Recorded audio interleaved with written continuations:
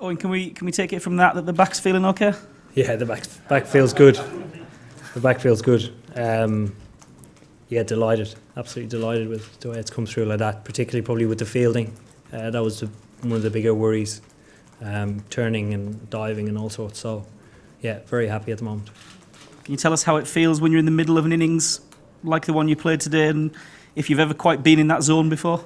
Yeah, never have I ever thought that I could play a knock like that. I'm delighted that I have. I think coming in at the time where it was a 50-50 shout, whether myself or Joss went in, probably helped that, because after I faced a few balls, I had no choice. I had to start taking risks because of him coming in next. And then after I got dropped, it was a matter of just keep going.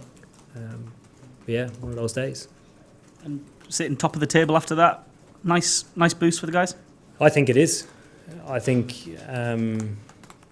certainly going into Friday's game against Sri Lanka, another game where if we can produce the level of intensity which we operated at today, I think it'll leave us in a really good place. I know we made some mistakes today, but I thought the level which we operated at, you can't fault.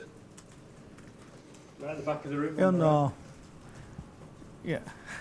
You know that you've broken the world record of most number of sixes, and the players who held that record were Chris Gayle, AB de Villiers, and Rohit Sharma. So how does it feel to break the record of these big hitters?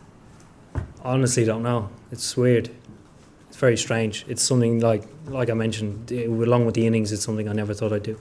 So it's a nice place to be. I think I'm probably just becoming a target for guys in the changing room to, take down. The 100 I scored is considered a slow one in our changing room. Guys talk about it all the time. So, yeah, tough skill. Lawrence and then Vish.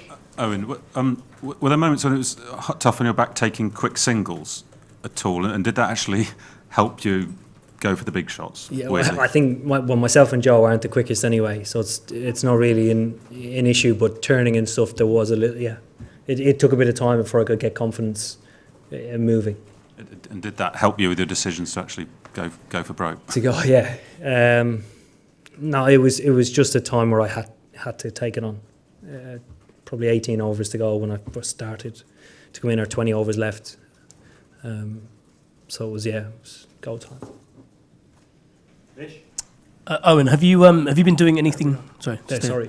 Have you been doing anything differently with regards to your six hitting? Because throughout your career, it's something like you hit six every 35 balls. But even before today, in 2019, you're hitting them every 20. Obviously, that's quite a big jump. Have you been doing anything specific about it? Not a lot. I've actually probably done a little bit less. I think it's just sort of where I'm looking to score has changed over the course of my career. I think I've scored a lot squarer early on in my career, whereas I look a little bit more down the ground now. And I think when you look down the ground, your mistake is almost going to look square, which still gives you a chance of hitting a six. Dean to Alec Moore. Owen, it's interesting to hear you say that you never thought you could play an innings like that when for the last 4 years you've been asking players to reach for the skies and push their limits and do things that they didn't think they could do. And so is that are you not following your own kind of guidelines? Yeah, I am. Well, to be fair, the last 4 years I've probably played the best in my career. But that hasn't involved a 50 or 60 ball 100. I've scored one at Middlesex that was, I think it was 55 or 56. So I thought I could, I would have it in the locker somewhere, but it's never happened. So I sort of gave up on it a little bit. And the fact that you have gone out and done it in a World Cup, maybe unfortunately for you, you've scored more runs in one innings than you had done in previous editions of World Cups. How does it please you that you've been able to do it on the biggest stage at the kind of pressure moment? Yeah, it does.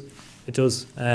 Simply, the Champions Trophy 2 years ago, I had a couple of scores. I would have liked to have gotten more. But this is where it matters. All the work over the last 4 years, over the course of my career, it's all sort of comes to the front now. Your team has already certain to qualify for the semi-final, and then semi-final stage is very crucial. So you will play with the same strategy, or you have a special thing some for the semi-final stages? No, nothing special. Nothing Keep it special. simple. Yeah, Okay. keep it simple. Gentleman here on the left. Gilchrist had once said about hitting a six, the best thing about hitting a six was that more than anyone else in the ground, he knew first that the ball is going to go for six. What is the special feeling for you about a six? What That's do you exactly the same. It's like hitting a golf ball off the tee. You're the only you think it's going straight, you're the only person that knows at the time. It's a very special feeling. Dave here, second row, and then George. We'll take a few more on this side. Oh, now how touch and go were you to play in this game this morning, and did you have to have any painkilling injections or anything like that? To be honest, this morning went pretty smoothly. Early start, getting my back hot and all the muscles moving. I didn't have any injections this morning. I just had medication like tablets for today's game. So yeah, it was good. I got down to the ground early, had a little bit of a fitness test, a little bit of a bat, and I was just good to go. George on the end there. Then Guy, and then we'll take one more. This gentleman at the front, then we're done. Cheers. Well batted. When you came in, were England about on target, or did you think you needed to? We were on target for 280, 290, maybe 300. I thought it was quite cagey. Thought the wicket was a little bit tacky, and we were always talking about getting a late 200 score, and that we thought that would have been enough to be competitive. Right. So that you thought was par, probably under 300. Yeah. Okay. Thank you. Yeah. I hate to change the subject from the batting, but the bowling wasn't too bad either. Wood and Archer, good again? Yeah, very good. I think on a wicket that didn't offer a great deal, it had really good bounce and turned a bit for the spinners. But seam movement or swing, it had none. So when guys execute, hitting a good length, using their bouncer well, it is satisfying because it's very hard to do. And when the ball doesn't move around, it obviously means your pace is important, and all three guys' pace looked good today. So yeah. Ian, you were very harsh on our Rashid Khan of all people. Was that deliberate, or he had a terrible off day? It certainly wasn't deliberate.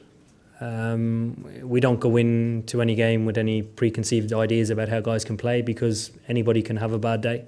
He's obviously a very, very good bowler, and we've experienced that before. He's performed extremely well for a long period. But like all good players, it's when you probably learn the most about yourself when your backs are against the wall, and it's probably the same case. Okay, thank you. Thank you very much.